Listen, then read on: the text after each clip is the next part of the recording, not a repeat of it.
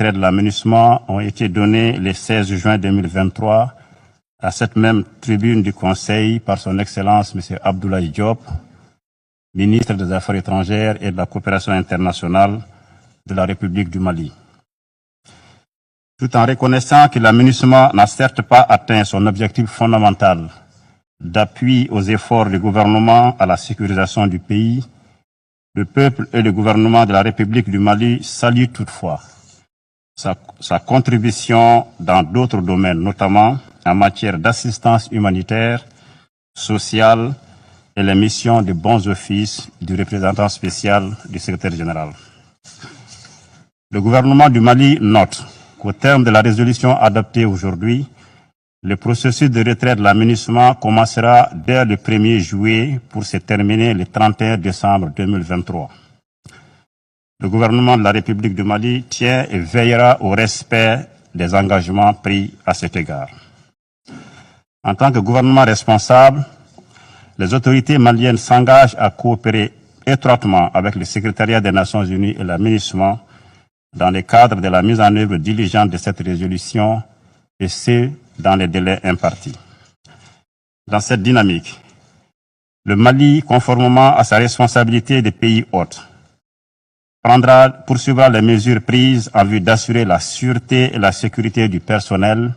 des locaux, installations et biens de la MINUSMA jusqu'au départ à date convenue de la mission. Par ailleurs, je tiens à rassurer de l'engagement total du gouvernement du Mali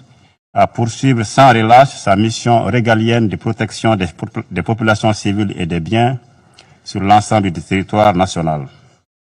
À cet égard, le gouvernement regrette que le Conseil continue de considérer la situation au Mali comme une menace à la paix et à la sécurité internationale, en dépit des résultats tangibles enregistrés, d'une part sur le terrain par les forces armées maliennes, notamment grâce au renforcement des capacités et à l'équipement de l'outil de défense, et d'autre part, concernant le retour à l'ordre constitutionnel apaisé et sécurisé,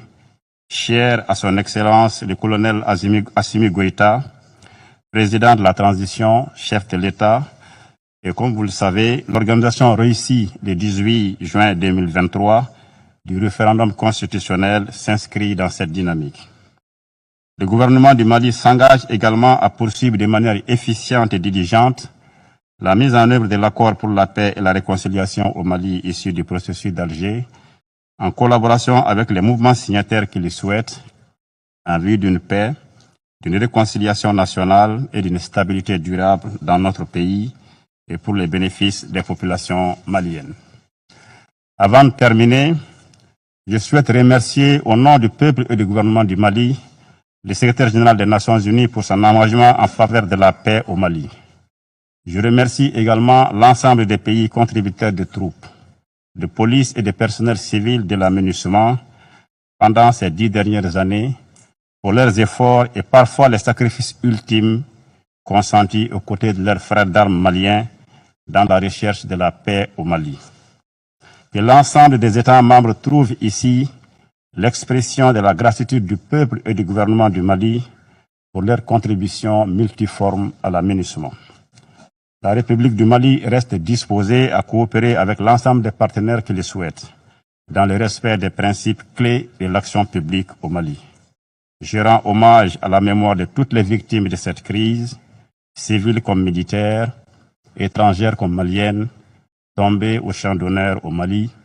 et je vous remercie de votre aimable attention. I thank